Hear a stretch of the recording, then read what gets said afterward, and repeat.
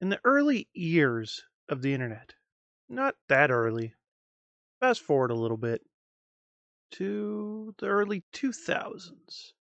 Ah, yes, my childhood. It was 2002. A man named Jim Conning was working on a project, fairly new territory on the soon to boom area of the internet. Jim wanted a space on the internet where like minded individuals would have space to call their own and share their photos and tell their stories, all in a place they can build and stylize to their own website within a website. The project was called Funtigo. Funtigo was a hit, bringing in about a few dozen tech-savvy adult users where they could express their creativity, not only with their photos and writing, but with their own website. Funtigo had a paid subscription to use a lot of their features, which was fine for the main user base, but the influx of younger users were forced to use the free version. After some time, a group of Canadian kids emailed Jim directly, asking him to make the site completely free. Jim considered this, and only 2% of the entire user base was paying for a subscription. He found that the subscription base wasn't really the way to go. And he set out to make an entirely new place dedicated for the younger audience, and that was ad driven and completely free to use. Hence the birth of piczo.com in 2005. Piczo was the new platform that Jim created, mainly targeted to the younger audience that wanted a free to use platform to express themselves. Since Contigo only had about 1,800 users, Pixo offered to have your Funtigo site converted to a Pixo site before shutting down. This way, it was a hassle-free way for the users to migrate. With this offer, Pixo gained about 10 million unique monthly visitors, all without any formal marketing. Funtigo and Pixo were early social media platforms consisting of users creating their own websites that they could edit freely. Pixo, specifically, was made for the ease of use, not needing to know or understand HTML to make your own site.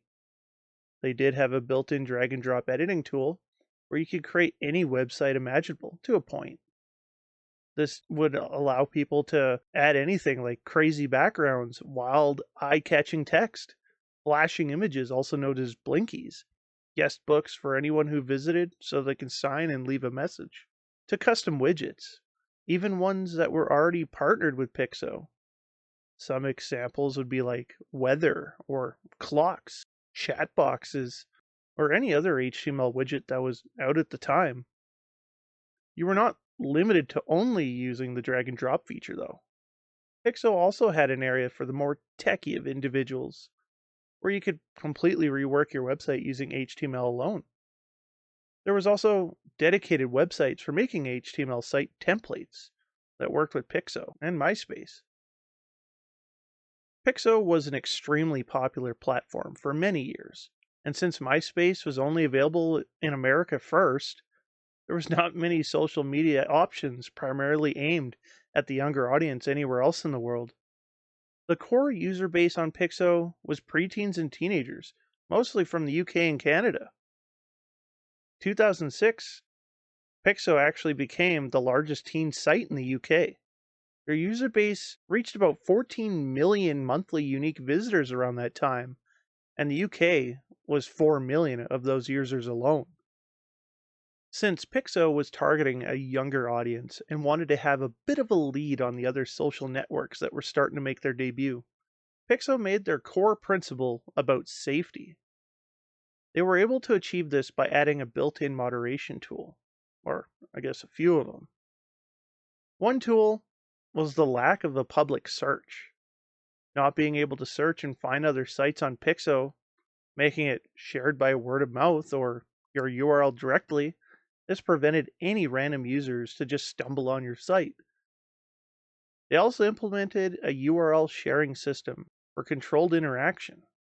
I'm not totally sure how this worked, but it did make things more secure, apparently. Most likely from not having to leave the site and sharing directly on the platform. Pixo also had a dedicated support team that was manned full-time, 24/7. ready to assist with any complaints, as well as monitoring user-generated content. As always, great and popular things see a decline in interest, which piczo was not immune to. And in 2007 to 2008, other social media platforms began to see the spotlight and caught the attention of many users, quickly reducing the monthly unique visitors to only 4 million in just a few months on Pixel. This was the biggest boom for Facebook and other similar social networks. I guess having an underground private website dedicated to you or your pet wasn't as popular as putting yourself in the spotlight. To try and combat the downfall, in March of 2009, Pixo ended up selling to Stardoll. Yes, the company behind the dress-up games. They ended up trying to rework the site to be a little different than what it originally was, going from an expressive photo sharing site to more of a blog style website. But it didn't work out as well as they hoped, but it still had some users. Later, Pixo becoming less and less relevant, Stardoll ended up selling Pixo to Posh Media Group in September of 2012. It wasn't long before they pulled the plug on Pixo altogether. Just being in November 2012, Pixo was finally shut down for the foreseeable future. It had lost the traffic that it once had back in the mid-2000s. Everyone flocked to other platforms like Instagram and Pinterest. After the shutdown, the domain was saved and parked. Parking domains is usually done by Domain Parking Service, which keeps the domain active so it cannot be bought, and holds on to it until the owner decides to either start the project using the domain for something else or just to sell it. While the domain is technically not in use, it can be repurposed during the time of it being parked. Usually, people would use the domain to host ads or redirect to another site that usually is another website that they own. In this case, Pixo was being used to run ads. On and off, you'd see something different. It has been many years since the shutdown, but the story doesn't end here. As of recent, I have stumbled upon Pixo again after just more than a decade. I found out that the site is now active again, not just displaying ads or redirecting traffic. Looking at the Wayback Machine, I have seen that in July of 2025, Pixo suddenly had a new landing, which is the same as it is now, teasing the comeback of piczo.com. On this page, at the bottom, there's a line of text saying, "Your homepage is loading. This isn't nostalgia, it's the upgrade. Coming to Strata. Internet is about to feel human again. Syncing your mood. Your homepage is loading. This isn't nostalgia, it's the upgrade. Coming to Strata. Internet is about to feel human again. Syncing your mood." This seems straight to the point. It's under construction, and it sounds like it's going to be better than ever. That they want to bring back the feeling of being human to the internet again, instead of it feeling so lifeless. At the bottom right, there's you used to tell people who you were with a profile color, a font, a song, a movie. That's coming back. Pixo. So clearly, they're hinting, well, I guess right out saying that Pixo is coming back, and mentioning that it'll be launching on Strata. At least, that's what it says at the bottom text on the left. Now, I couldn't find any links of companies or apps called Strata. Nothing that's linked with Pixo or Posh Media Group, that is. So this may be another thing that they're working on. Or maybe it's what they're going to be using for the base principle of Pixo to run it, maybe? I'm not too sure. At the top right of the page, there's a sound button. When clicking it, it just starts to play a 220 hertz tone. Doesn't even seem to change after listening to it for a while. In the center of the page, there are 4 clickable buttons. They read as 404, Mood, Request, and Enter. Clicking on each of these buttons opens up a pop-up. And when clicking 404, it reads, "This isn't real," which I'm not totally sure what to make of this because it seems real. I mean, they're literally saying that Pixo's coming back, and this page has already been being hosted since July of 2025. And currently, as making this video, it's January 2026. The next button is Mood, which when clicked shows today's vibe, VHS slow burn.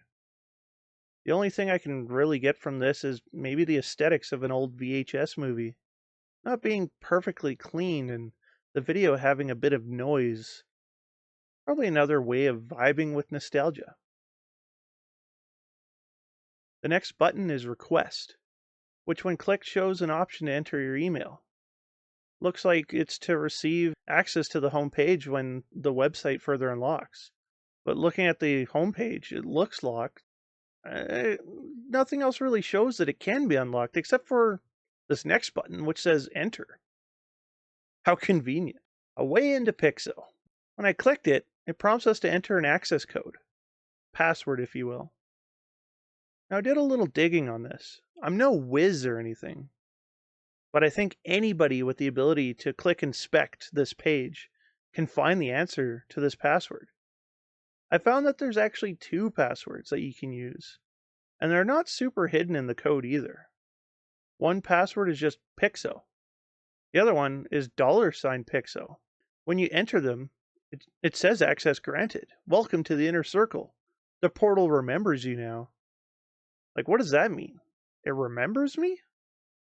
Seems like nothing happened though. The pop-up goes away and you can literally just enter the password again. It says the exact same thing. I got more curious, so I started searching through the code some more. I made a couple notable finds. With the sound, it's literally generating a tone. It's not pre-recorded.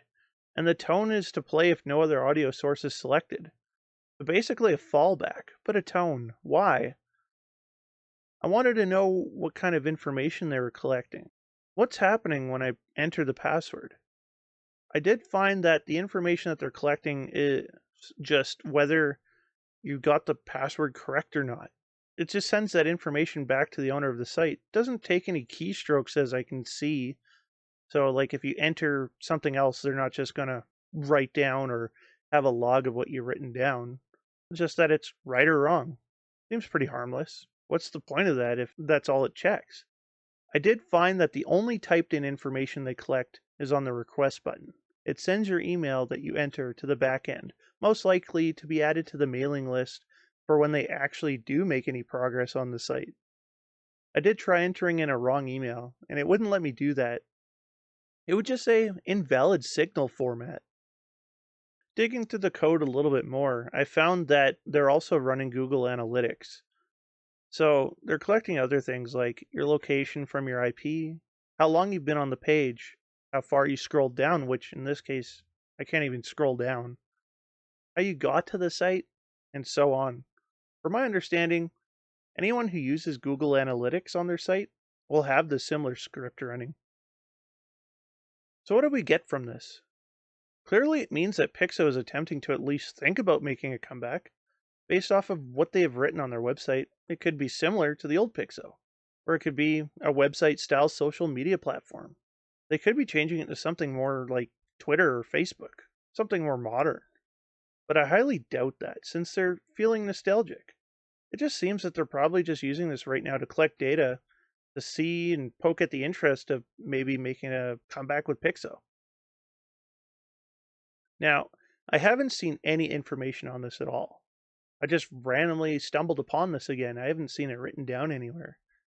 And I'm really hoping that this video will spark some interest in other creators to investigate, see what's going on, why they're making a comeback. What will we possibly see when they do make a comeback, and why now? What sparked the urge? Do you think they even have a fighting chance to survive with all the other platforms of social media? I guess all we can do is wait and find out, find other pieces of information. But as of right now, this is where I'm stuck at. I'm not sure if I'll make another video on this going forward, unless I get like some other information that maybe somebody comes up to me with, or I'm not totally sure. I just really want to bring light to this. Like, Piczo was a big portion of my childhood growing up on the internet. I started around 2005-ish, like kind of near the bigger boom of Piczo itself. And I had many websites that I shared with my friends. So I would love to see if they're actually going to make a full comeback or if this is just some marketing ploy. Because, I mean, the company that they sold to is literally a marketing company. That's the only thing I could really find about PMG. Again, I'll leave this with you guys. Let me know what you think.